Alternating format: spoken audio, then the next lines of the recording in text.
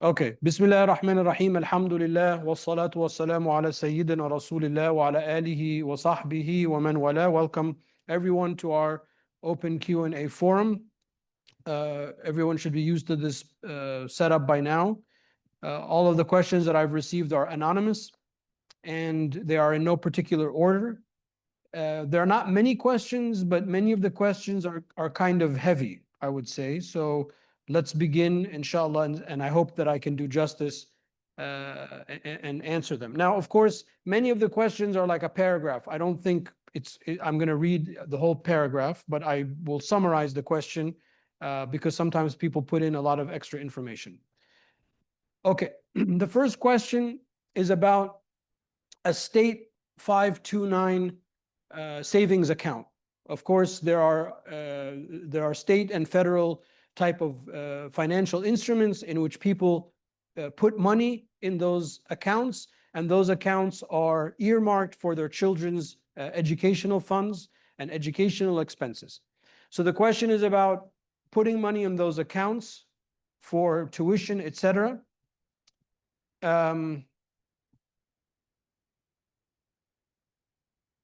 the zakah implications on that. So one of the fundamental conditions for paying zakah is what we call al-milk at-tam, full ownership. Full ownership means that I have money in my pocket, and I can take it out and I can give it to you, or I can put it back, etc. That's full ownership. These accounts are not full ownership. They are specific to a person, khas to a person, but they are not al-milk at-tam because they are shrouded with sort of laws and parameters. For example, if you don't use them for what they're intended use for, it's okay, but you're penalized. All of those type of things, like the 401k accounts, means that you have lost that condition of full ownership. So no matter how much money that money is in those accounts, there is no zakah on them as long as you're going to use them for the educational cost. Now, if the money accrues so much, for example, you don't use them for the educational purposes and you withdraw them, after you withdraw them and after you pay the penalties, then you can start thinking about if you've reached a certain amount, you pay the zakah. But as it stands, those type of accounts, there's no zakah on them. Likewise, I can't remember the name of the accounts or the number, but there are similar accounts for health savings as well. Do you know the name? HSA? Yeah, so those type of accounts also you wouldn't pay any zakah on them. Okay, next question. Somebody's asking for a recommendation of a book that provides clear interpretation of the verses of the Quran, but not in depth.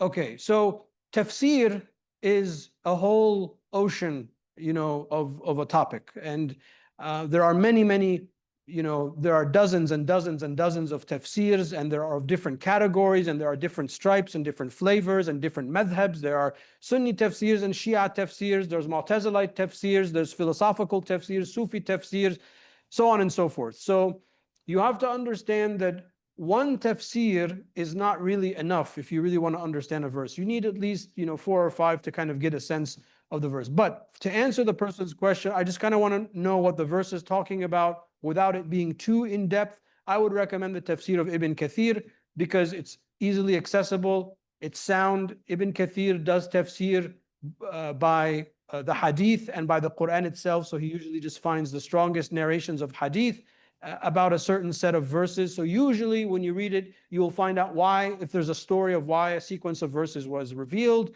If there's some difficulties in the language, the hadith will explain it, and it's pretty straightforward. Keeping in mind that that's also limiting in the sense that there are many other things that Ibn Kathir's tafsir does not cover. So for the purpose of the questioner, a go-to tafsir would be Ibn Kathir to answer those simple questions. I also highly recommend altafsir.com, altafsir.com. It's a website that my organization in Jordan runs, and it has most of the great tafsirs in their original language, and many of them that are available in translation form, they're in translation form. It also has at least, I think, 20 English translations that you can just cycle in the translations of the various verses. it's a very good resource, and it's accessible, from the phone and things like that.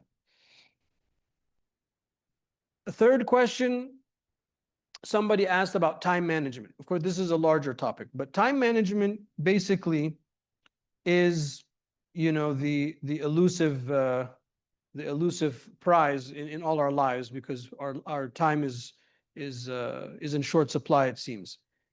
I think one of the ways to think about time management is to schedule important things. So sometimes it's as simple as just scheduling. Many of us don't, and we want to do things tomorrow and the day after, but we rarely schedule them.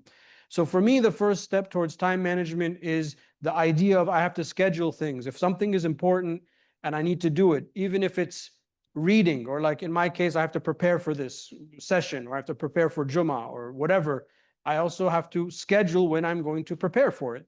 So sometimes people don't think that they have to schedule that, but you have to schedule that and you have to block it out. The second thing is the importance of sleeping early and waking up early. Most of the people that I deal with, this is their number one problem. People do not sleep they don't get good sleep, or they don't sleep enough hours, or they don't sleep the right hours. The earlier you sleep, the better. The earlier you wake, the better. The hours in the beginning of the day are much more valuable than the hours in the middle and the end of the day. It's like the quality of the time diminishes throughout the day because you get busy and things like that. But if you start your day at 5 or 6 in the morning, then those first couple hours, you have very clear head to do the things you need to. You can actually accomplish quite a lot in just 2 hours in the early morning than you probably could in almost the whole working day. The third thing is from time management point of view, is something that we can benefit from the people of tasawwuf, which is the idea of a wird. A wird is a litany, a dedicated time that you have to doing some devotional work. So you have a wird of the Quran. So every day after Asr, I'm going to read a portion of the Quran, for example. We call that a wird. If you take that concept and you apply it to everything that you need to do, and you convert everything into this idea of a wird that I'm dedicated to doing it at a certain time, you have a higher chance of accomplishing the things that you need to accomplish. Now, the thing about the awrad, that concept, is, let's say every morning at 7 in the morning, I'm going to read tafsir. That's what I'm going to dedicate. And then I wake up in the morning and then something happens. There's a problem in the house, the kids, this, that, and I find that it's 7:30 and I didn't do it. So the philosophy of the wird is, you've missed it. That's okay, you move on with your day, and then the next day you get it. In the sense that if you've missed that portion of time, what you've dedicated yourself to doing, and you find yourself in a new chunk of time, in that new chunk of time, there's another obligation that you have to do. So in that chunk of time, you have to do that obligation, and you've simply missed it. And that kind of gives you the sense that, okay, I had scheduled to do it, I had intended to do it, it didn't happen, inshallah, I'll get to it the next day, and you don't have to dwell over missing it and say, oh, I'm going to do it and squeeze it, and then everything gets pushed and stacked, and then the day becomes a mess. So those three things is the idea of scheduling things, even if they're mundane, even if they're phone calls, reviewing, sometimes you should just schedule thinking time, taking a walk. I mean, if you schedule it, then you're going to manage it and you're going to do it. Number two is getting the right hours of sleep, early to bed, early to rise. And number three, carving up the day in different chunks of time in which you are going to dedicate to doing the certain tasks that are important for you along the ways that I mentioned. Try those three things, and I think you'll be able to get quite far, inshallah. Okay, this question is from a sister who asks about, I know it's a sister because of the question, about that oftentimes she has the Quran being played in the house and she's moving about, but she's not covered. Is this disrespectful or is this sinful? So a woman covering herself, or a man for that matter, while reading the Quran or listening to the Quran is not a condition for listening to the Quran. Covering your nakedness is a condition for prayer, for the salah, for the namaz, not for listening or not for dhikr. The Prophet ﷺ did dhikr in all modes of his life. And there was never a moment in his time, ﷺ, in which he did not make dhikr. When it comes to the Quran, the only thing that you can't do is you can't be in a state of janaba or major ritual impurity and recite the Quran out loud. That's it. But other than that, a woman doesn't have to wear the hijab or doesn't have to cover, or likewise a man. It's not a condition for listening to the Quran, reading the Quran, thinking about the Quran, and in general, one should not get in the habit of allowing anything to distance themselves from a relationship with the Quran. So if you find yourself thinking, oh, I want to read the Quran, but usually shaitan is kind of behind that but, and you should be careful.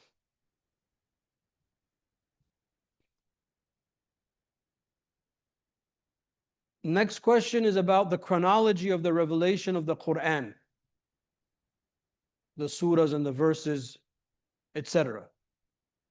The scholars of usul are in a consensus, as Ibn Nahas argued, he died in the year 338, that it is impossible for us to know the entire chronology of the Quran. So in other words, you can't know this was the first verse revealed, second, third, fourth, fifth, all the way from the very beginning and to the end. In other words, you can't recreate a Quran that is in chronological form. We do know when some things were revealed and some chunks of verses, of course, like we know the Iqra, the first few verses of that surah was the first revelation. I mean, there's no difference about that. But even, what's the last verse revealed, or there's differences of opinion. There's not all one consensus of everything. So I get a little nervous when people are obsessed with the chronology of the Quran, to be honest, because I don't know where this is coming from. I'm happy with what the Prophet ﷺ did for us and left for us. I think we have a good thing going, alhamdulillah. I don't think we need to reorder it. There are, in some of the more expansive encyclopedic tafsirs, you will find people that will talk about, when some things were revealed. But keep in mind that there's no consensus. Many of the surahs themselves, the ulama have differences of opinion. Is this a Meccan surah or a Madani surah? Or maybe it happened at the end of the Meccan period, the beginning of the Medina period. There are differences of opinion. Yeah, and so Imam Rifai is doing the tafsir class in chronology on Sunday with the story. So further, the details will be with Imam Rifai, inshallah. How did we get to this? You know that Gabriel reviewed the Quran with the Prophet ﷺ every Ramadan. And then as the years went on, Gabriel will tell the Prophet ﷺ, recite the Fatiha. So, okay, the Fatiha is first. Okay, recite Al-Baqarah, and he would recite Al-Baqarah. So Baqarah second. Recite Al-Imran. So, oh, this is Al-Imran, it's third. So the order, what we call is called tawqifi, meaning the order is established through revelation by Gabriel to the Prophet ﷺ. The Prophet ﷺ then taught it to the Sahaba who codified the Quran, wrote it, memorized it, so on and so forth. So there's no ijtihad, there's no human agency in establishing the order of the Quran. This was established through revelation, and that's how it was established at the time of the Prophet ﷺ, then codified in the Mus'haf of Sayyidina Abu Bakr, and then in the Mus'haf of Sayyidina Uthman radiyallahu anhu. The next question, probably from the same person, is about the names of the surahs. So this is a little bit different. Sometimes the Prophet ﷺ, most of the times, he would tell the companions, this is surah so-and-so, this is surah so-and-so. But many of the surahs have multiple names. Like Al-Fatiha, there's at least 6-7 names of Al-Fatiha. So there is no I can't say that this is the only of the 114 surahs, this is just the names. Because you will find masahif in other parts of the Muslim world that sometimes the surah is called, like Surah Al-Isra is also called Surah Bani Israel. So if you find a Quran and it says Surah Bani Israel, don't think that there's a mistake. It's just, that's also from the ijtihad. Either it's a major theme in that surah, or a major story, or there's a tradition associated with the name. But usually, I would say the majority of them, there is a tradition attributed to the Prophet ﷺ in which he mentioned the name of the surah, and then the most popular of those traditions is how we end up getting the names that we have in the Quran. Okay, next question. Somebody who says in their workplace there's no running water in the restroom, just the toilet seat. Can you use tissue paper to purify yourself after urinating and defecating, and then pray afterwards while still at work? Well, first of all, you need to make wudu to pray. So it's hard for me to understand that there's a bathroom in this country that doesn't have any running water at all. That I don't understand. But let me answer the first part. Can you clean yourself from the bathroom using toilet paper and not water? Yes, you can use a hard substance, or you can use water. Water is better or you could use both. And if you don't have both and you only have one or not the other, you can use one or not the other. Those are both permissible ways that the Prophet ﷺ taught us how to clean ourselves after the bathroom. As far as praying, you need to make wudu because you would be in a situation or in a place where there's usually running water. So you would have to make wudu. If you can't make wudu for whatever reason that there's no water, I would suggest delaying your prayer until you come home and combining it. If the time works, if it's a very dire situation, there's no water and then there's no time, then you have to do your tayammum and you have to pray.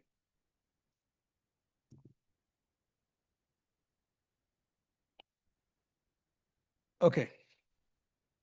The next question is about usury, riba. Of course, there has to be a riba question. And, indicating that the person that engages in riba, Allah subhanahu wa ta'ala declares war against the person, and the Prophet obviously it's a major sin, may Allah ta'ala protect us. How can you make tawbah from the riba? But then the example that the questioner gives is they buy a house, a loan from a house. So buying a house with a conventional mortgage is not a ribawi transaction, that's permissible. So inshallah that's fine, and there's nothing to make tawbah from in regards to that. But let's say that somebody actually did engage in a ribawi transaction, then you make tawbah, you ask Allah Ta'ala for forgiveness, and you try your best not to do that again, as you would with any sin. But the conventional way of going to financing a home, any finance of an item, a home, a car, furniture, whatever the case may be, in the modern fiqh, we call this finance, tamwil. We don't call it a qard, we don't call it a loan.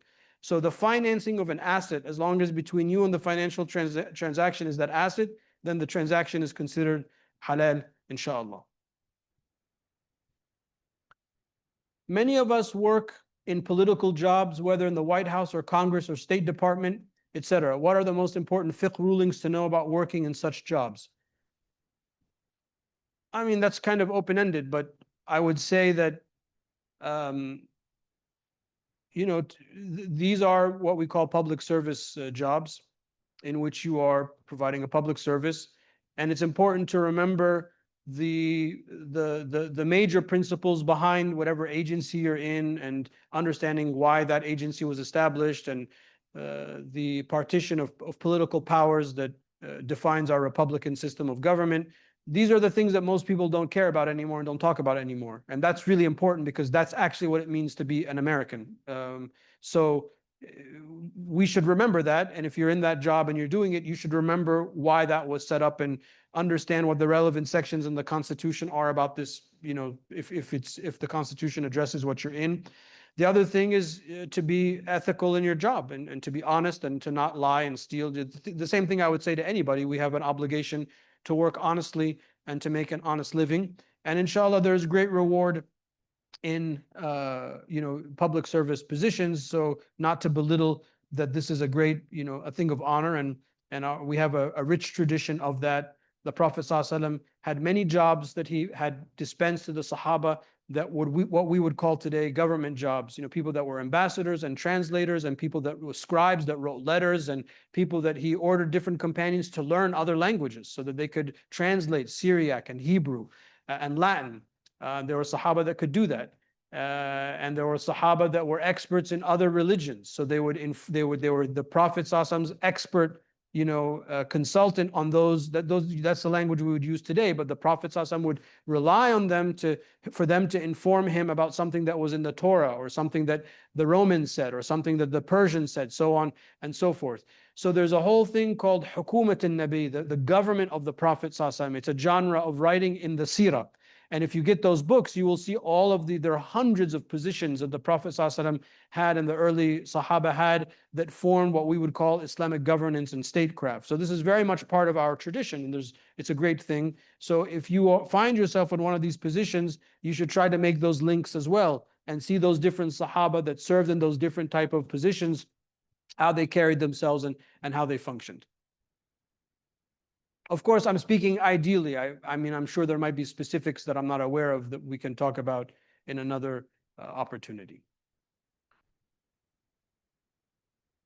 Okay, next question. Are stock options permissible? Yes, because stock's a type of investment in the company. We consider it urud al-tijara, trade goods. So stocks, stock options, you get hired and you get stock options and they vest over a certain time period. All of that's permissible, inshallah. Under the Hanafi, next question, under the Hanafi fatwa on the permissibility of corrupt contracts in non-Muslim countries, does that permit buying stocks in the USA companies which deal in the impermissible, for example, buying stocks in a supermarket, which may also sell alcohol, or buying stock in a bank, which may be engaged in impermissible transactions? I mean, yes and no. The opinion of the Hanafi madhab is that you can engage in al-uqud al-fasida, an aqd that has something that is corrupt in it, but does not invalidate the transactions, because in the Hanafi madhab there are two legal distinctions that are not shared in the other madhab. So can you buy and sell alcohol in general? The Hanafi would say, yes, you can buy it, but there's a corrupt aspect, which you're buying something which is najis.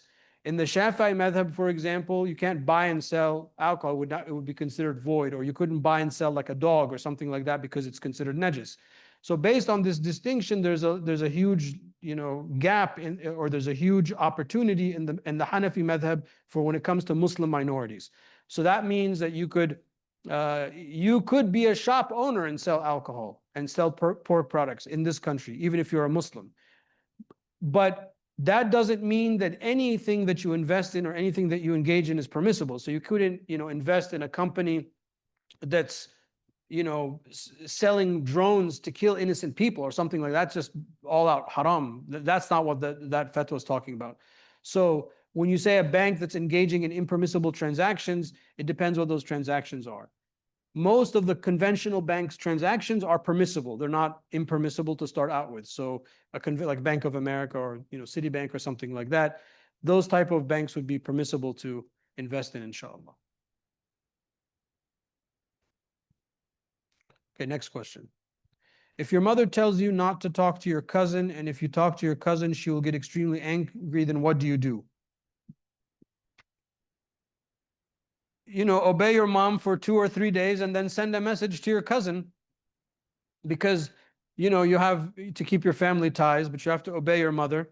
So you can interpret your mother saying don't speak to your cousin al al-fawr, meaning right now, but after a day or two, then that expires. And that's how we solve a lot of these problems. But don't do it to upset your mother. I mean, if you know that if you're doing it with the intention that you're going to upset your mother, then you've gone the wrong direction. That's a big problem. And let me tell you, if your parents are upset with you, you're screwed in this world and in the next. So don't ever upset your parents on purpose. Always try to make your parents pleased with you, and parents don't abuse that and use that as a power play over your children. But when it comes to our parents, all bets are off. So we should do everything possible to obey our parents and make them happy. But when it comes to something like this, siasa, there has to be you have to be savvy with the issue. Find out what's wrong. You want to connect with your cousin. Maybe your mom has a reason that you're not aware of. You can talk about it. But my immediate answer is obey your mother, this week, and then maybe next week you can send your cousin a message and like, hey, just making sure you're okay, but it's not a good time for me to talk, something like that. Okay, next question. Recently, I received a pay raise, alhamdulillah, and managed to save money. Now I have some thousands of dollars saved, and I think I should pay zakah on this money. I never paid zakah before, so can you explain how it's calculated? Okay, so to pay zakah, there are a few things that we need to have. The first box is we have to have what we call the minimal zakatable amount. It's called an-nisab. What is an-nisab? An-nisab is for us here in America, the dollar amount of 83 grams of 21 karat gold. Where does that come from? It comes from the gold that was in the pocket of the Prophet ﷺ, the gold dinars that they used at the time of the Sahaba was 21 carats. And 83 grams, that comes from the hadith. I did the calculation before I came, and I was shocked because it's doubled what it was a year ago. The nisab today on September, what's today? September the 16th, is $10,085, let's say $10,086. And I have a little notebook where I write these things because I'm always asked these questions. And I looked at like a year or 2 years ago, it was half of that. So that's the nisab. So that means if you have less than $10,086, then there's no zakah at all for you. You just wait until you've reached that limit. Let's say you have $15,000. Okay, so you've checked the first box, I have nisab. The second box that you have to tick is that you have to have complete ownership, al-milku tam. So that's in my account, or maybe I'm old school and I withdrew it from the bank and I put it in a plastic bag in the backyard, or I put it under the mattress or something like that, or in the cabinet like our grandparents, Allah have mercy on them. You have to be able to, meaning you can do with it what you want. And then the third thing is that one lunar year have had to pass, and that money at that amount or more is in your complete possession. After that, then you're going to pay 2.5% on that zakat. So let's say I get $15,000 today. I'm so happy. I go to the mall next month and I buy myself something very expensive. Okay, I didn't have the money for more than a year, so there's no zakat implications. I have the money and I put it in a savings account and I forget about it, and then the year passes, I'm going to pay 2.5% on it. I have $15,000 and I feel, you know what? Because Brother Tarek answered this question, I'm going to give half of it to ICCP. Alhamdulillah. So you give half of it, so now you have 7,000 and a little change. Now you're below the nisab, there's no zakat, so on and so forth. Okay? So those are the three things. Number one is you have to have the minimal zakatable amount, 85 grams of 21 karat gold, which in today's number is about 10,085 to 86. Complete ownership, and a year has passed. Excuse me? Only on savings, not on income. So it doesn't matter the source of the money, but the point is that you have the minimal amount in your account or more for more than a year. No, not on a monthly basis, because it has to hold for a year. So let's say I make $50,000 a year, $50,000 a month. That's above, but my monthly expenses are 40,000 or 45,000. So that means I only have really $5,000. So I'm not in that situation. Okay. Next question. This is from Imam Rifai. I can say that because it's Imam Rifai. Is the Prophet ﷺ alive in his grave? And what does that mean? The Prophet ﷺ and all of the Anbiya are alive in their graves by consensus of the entire Ummah of Sayyidina Muhammad ﷺ. There is no dispute, because he himself ﷺ is the one that told us this, that Allah Ta'ala has forbidden the earth from decomposing and eating the bodies of the Anbiya.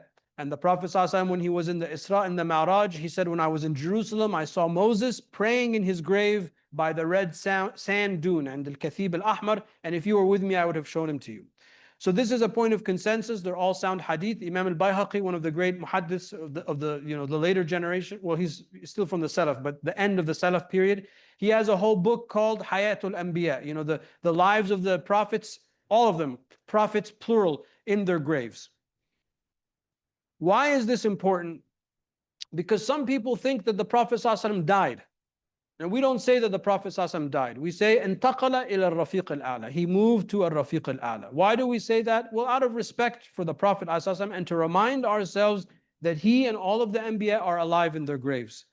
They're alive in their graves, and the Prophet ﷺ returns our salam when we give salam. It comes from the sound hadith. The Prophet ﷺ, when he receives our actions every week, also comes from a sound hadith. If there's good, he thanks Allah. If there's bad, he intercedes on our behalf.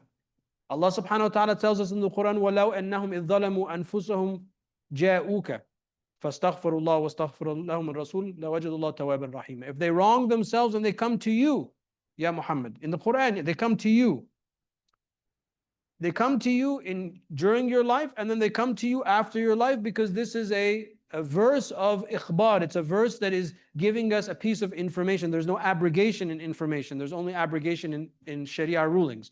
So this verse, therefore, is valid in the Prophet's life and valid at the end for all time.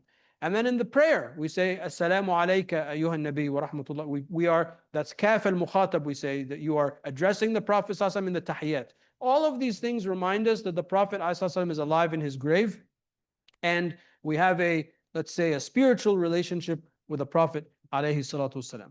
Now, some people that are material, they think death is it. Khalas, the person has died and it's over. No, death is not that. Imam Ali, he said, "An-nasu niyam wa idha matu intabahu." People are asleep, and when they die, they wake up. So as a believer, we are reminded that there is life in this world, and then there's life in the hereafter. And the reason, one of the reasons that we remind ourselves of this is that when somebody dies, what do? We don't just throw the body away. We wash the body, We shroud the body, we pray over the body, we gently bury the body, we do the talqeen at the grave. Why do we do all of this? Because the person's alive, a different type of life. It's just a different type of life. All of us will experience that.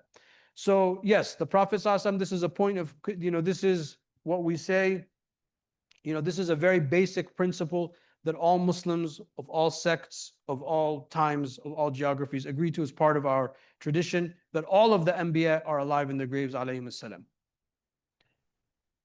Naam? Shuhada. The shuhada, that's another, that's a very good point. Allah Ta'ala tells us, don't say about the people that die in the way of Allah that they are dead. بَلْ أَحْيَاءُ عِنْدَ رَبِّهِمْ يُرْزَقُونَ. They are with Allah Subhanahu wa Ta'ala. They are being given sustenance. That's another, another good point. Okay, next question. My brother told us he is gay and wants us to meet his partner. Should we agree to this? Should he continue to meet our kids? He has not told my parents yet and he is scared to do it, but was thinking of it. What do we do now?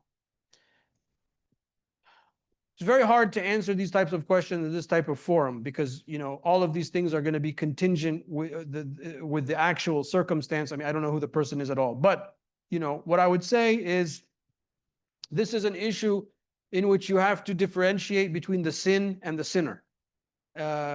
We don't accept homosexuality, the act, or homosexual marriage, or, it's not like we're going to integrate this into our community. There's no room for that because it's something that is forbidden prima facie from the text of the Quran and the text of the Hadith. So from that point of view, there's no coexisting with that, nor do we have to coexist with that. It's just not compatible with our tradition and our way. So nothing will ever change that, ever, for any sect of Islam, for any time or any geography. Nothing will ever change that. It's like what the previous question about, are the prophets alive in their graves? It's by the text of the Quran and the text of the Hadith. Nothing is ever going to change that belief. So from that point of view, we're not going to accept it. And you have to make sure that you don't put yourself in a position where you're like, okay, I have to accept it. No, you don't have to accept it because it's not compatible with our beliefs. That's the sin.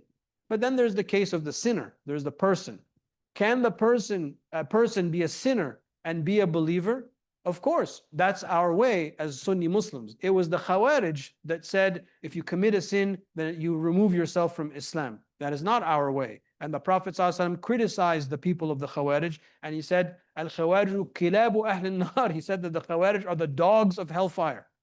So that's not our way. We do not remove anybody from Islam because they commit a sin, but rather we want to encompass people as much as we can. There's a very beautiful hadith in which the Prophet ﷺ, he said, this is a sahih hadith. Man ashiqa wa affa wa katama wa mata shaheed. Whoever has amorous, passionate love for somebody. He didn't say who, he's for somebody. Man ashiqa, that's what al-ishq is. Fa'affa, and they act they protect that, they don't misact on that feeling. Wa katama, and they suppress and they hide that feeling. Wa mata, and that person dies, mata shaheed, they die as a shaheed. So the Prophet ﷺ indicated for us that we could find ourselves in a situation in which we have a love or an amorous love that we cannot act on. Like if a man falls in love with a married woman, or vice versa. Or if a man falls in love with a man and a woman falls in love with a woman, which is more in line with the case.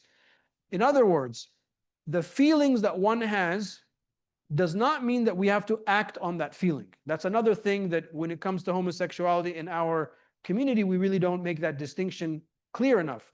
You might have feelings, but not every feeling that you have can be a halal feeling if you act on it. And sometimes you have to work and fight and suppress that feeling.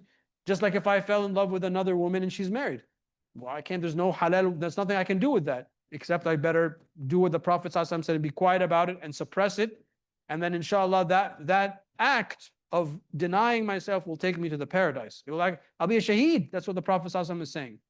So when it comes to the sinner in the question, we want to be able to see how we can help, or how we can intervene, or how we can keep them within the faith, so on and so forth. Keeping in mind that that does not equate to, okay, now we have to accept it, and now there's like the, LGBT section in our mosque. It's not going to happen because we don't allow that. Our religion does not allow that. Our mosque follows the Sharia of Sayyidina Muhammad sallallahu alaihi wasallam, and when we come into the mosque, we all have to do the same thing. We have to dress a certain way, stand a certain way, pray a certain way. That's just how it is in this space that we have. So that's something to think about. Excuse me? What about? Okay.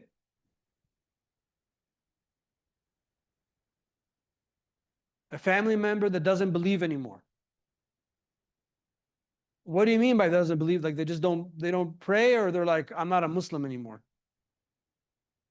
What does this mean? Well, people are people. So no, if you have a family member, you have to have. I mean, the Sahaba's families were not just mushriks, but they were fighting the Prophet ﷺ, and he still had relationships. I mean, you have to have relationship with your family, irrespective of their belief or lack of belief or their sin or their crime or this or that. Family is family, and your parents are your parents, whether they believe or they don't believe. You still have to have a good relationship with your family. So, from the point of view of if I have a family member that left Islam or something like that, I'm still, going to have to connect and try to connect. And again, the sin and the sinner, to differentiate between the two, and to be a positive force in their life. A lot of times people leave for all sorts of reasons. They were abused. They think something wrong about Islam, and that wrong belief took them away from Islam. Those people are not to blame. We are to blame that we didn't hug them and embrace them and bring them into our community. So if somebody has a wrong idea about Islam and rejects that wrong idea, they haven't left Islam. They've left something that me and you would leave too, because that's not what Islam is. So I'm very cautious to call people, oh, somebody left Islam. I really don't know what is the Islam that they had that they left. Because the Islam that we know is this beautiful, tolerant, peaceful, easygoing thing. So you left that? I mean, for what then? So usually when I interact with such people, they didn't really leave Islam as we understand it, but they left some notion or some abuse or some bad scenario. Somebody goes to a Quran school and they're sexually abused by the sheikh. I mean, you would leave too. I mean, that sheikh needs to be in jail. It's not a sheikh, it's a charlatan. So that's not somebody that's left Islam in my book. That's just somebody who had a traumatic experience and naturally they moved away from that trauma. So that's something to keep in mind.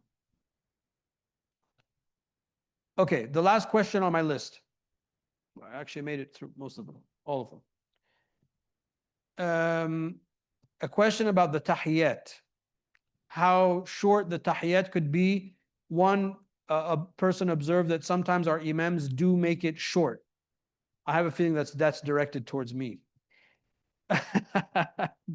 Because I'm usually on the short side. Could you expand on this, please? Okay, the tahiyyat is what we say in the second rak'ah of a 4 rak'ah prayer or maghrib, and what we say in the last rak'ah when we sit down, at-tahiyyatu lillahi wa salatu tayyibat, etc., until the shahada.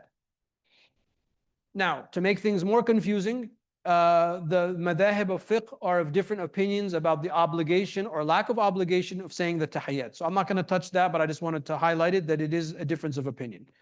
But for those like the Shafi'i madhab and the Hanbali madhab that say it's an obligation, what is the minimum that you can say or that you have to say? It's the tahiyyat part. I wrote it down. At-tahiyyatu lillah. This is like the smallest version. At-tahiyyatu lillah. Assalamu alayka ayyuha nabi wa rahmatullahi wa barakatuh. Assalamu alayna wa ala ibadillahi as-salihin. And then the shahada. Ashhadu an la ilaha illallah wa ashhadu anna Muhammad Rasulullah. That's it. And in the last one, if it's like the Fajr prayer or the last rak'ah of the other prayers, you would add after that, Allahumma salli ala Muhammad. That's it. That would be the minimal amount. So you could see, I mean, I'm not saying you should do the minimal. Like when I teach my kids the minimal wudu, they're like, that's all you have to do. I was like, yeah, but I'm not telling you to do that, but I want you to know that's how you build your understanding. I'm not saying you should do this, but that's how short it could be. The imams are in different speeds. That's just bad habit from us. Maybe because we're used to saying it and we say it fast. It's like, I was just going to say, it's like, for example, in Fajr, in Maghrib and Isha, okay? The first 2 rak'ahs are out loud. So you're saying it out loud. But then the last two rak'ahs, you're saying it quietly. And if you notice, the last two rak'ahs are like a fraction of the time of the first two rak'ahs. It's because you're saying it so fast to yourself, the imam, that you just, it's just bad time management from us. My what?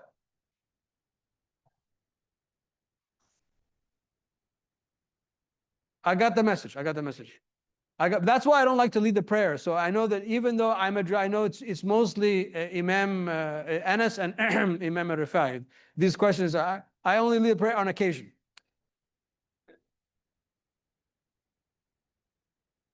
Yeah, so I think it's not about that we're saying something different. I think it's just we're just saying it too fast. I'm Surah Al-Asr, yeah. And this is a sunnah that I picked up from my sheikh who always recited Surah Al-Asr and Surah Al-Ikhlas. And there's a hadith about that.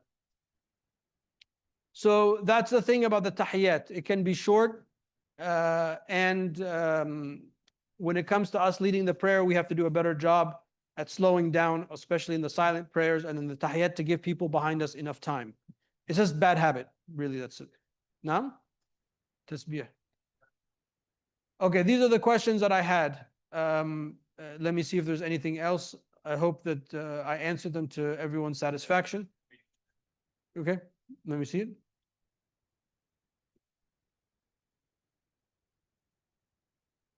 If someone is struggling with clinical depression to the point where even simple daily tasks such as eating or caring for themselves feel overwhelming, is it permissible for them to perform tayammum with a rock or clean earth instead of wudu so that they can still hold their prayers with greater ease?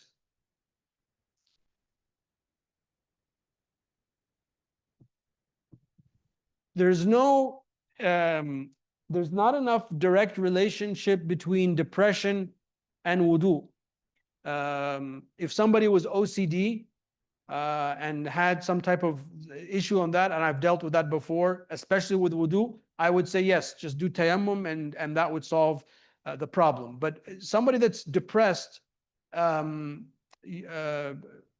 a default, my answer would be like, no, you should make wudu. But if the depression is such that the person like can't get out of bed and can't move, and then you would say the person is sick, and you can make tayammum when you're sick. So sometimes when we respond like that, people think it's insensitive. I'm not saying that I'm not belittling the person that has depression, but I'm saying there's a category in fiqh called I'm sick and I can't use the water, so I'm going to make tayammum. So this is where the person falls. That's all I'm saying. I'm not trying to belittle somebody's mental issues, but in other words, if I'm sick and I have a cold, or one of you have a cold or a flu, God forbid, and you just can't get up to go to the bathroom, the water will make you more sick.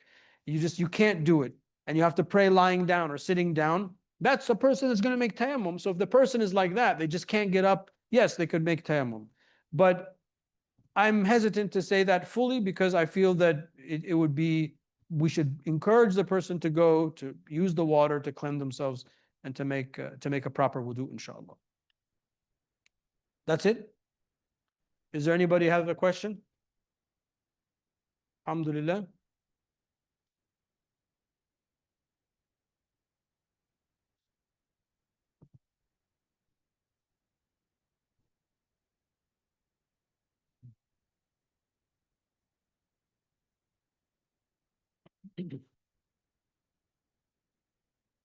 Okay, sorry too. Okay. Could you tell us what is barakah in everyday life and mention some acts to increase barakah? Barakah is, divine grace, that one's time is filled with abundance and one's state is filled with abundance and one's relationship is filled with abundance. Just like when our mother Halima, alayhi salam, took the Prophet sallam when he was an infant, and no one wanted to take him because he was an orphan, or he didn't have a father, I mean. And they thought, well, he doesn't have a father, no one's going to pay us. So Halima took him, and the minute she took him, everything was an increase. Her milk was an increase, the animals were increased, the kids stopped crying. And then the next morning, her husband said, didn't you notice the barakah, the extra barakah that we had? He said, this probably this child, sallallahu alaihi wasallam. That's what barakah is there's just an abundance. It doesn't necessarily mean that there's actual physical increase, but this everything starts working and everything is, firing on all cylinders. And the way that we bring in the barakah is when we connect ourselves with that which is absolute. We connect ourselves with Allah and His Prophet, alayhi salatu wasalam. That's how we bring the barakah. Doing the salawat on the Prophet sallallahu brings the barakah. Making dhikr of Allah subhanahu wa ta'ala brings the barakah. Waking up in the morning, al-barakatu fil bukur, the Prophet sallallahu the barakah is in the early morning. That's why I said sleep early, early to bed, early to rise. That's where there's the barakah. So following the guidance of the Prophet ﷺ, that's how you're going to increase the barakah. Barakah is when you eat. The Prophet ﷺ liked to eat a meal in which many hands were involved. So his eating was communal. We all eat by ourselves, or like in the car, or like on the rush. The Prophet ﷺ, he wouldn't eat unless it was like a big thing, like there has to be several people eating in the same dish. And if you have those type of meals have a lot of barakah, much more than when you eat at home by yourself. So following those things is how we increase the barakah. Being together, sharing meals together, early to rise, doing our dhikr, calling on Allah, calling on the Prophet ﷺ. That's how we fill our time with the barakah, inshallah. Oh.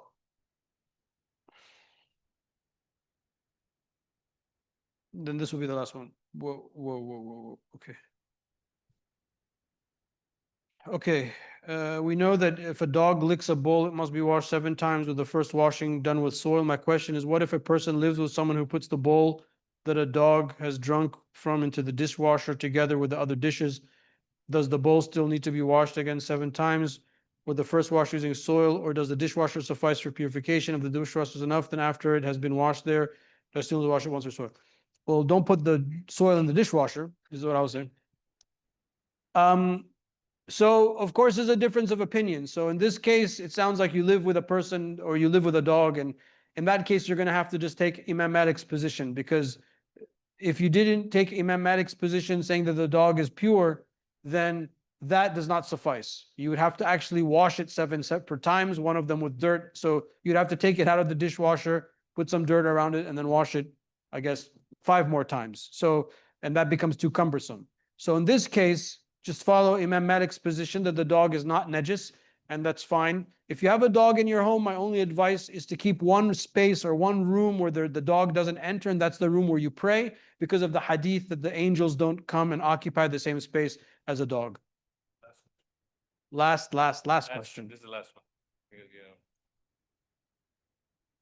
If a Hindu gives you food from one of their services they do to praise their idols and they share it with you, are we allowed to eat it?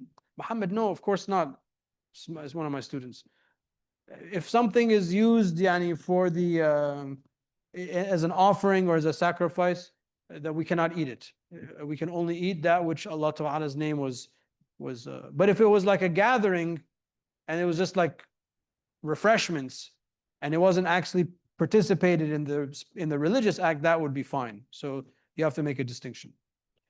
والله تعالى أعلى وأعلم وصلى اللهم على سيدنا مولانا محمد وعلى آله وصحبه وسلم. اللهم صل أفضل صلاة على أسعد مخلوقاتك سيدنا محمد وعلى آله وصحبه وسلم عدد معلوماتك ومداد كلماتك كلما ذكرك الذاكرون وغفل عن ذكره الغافلون.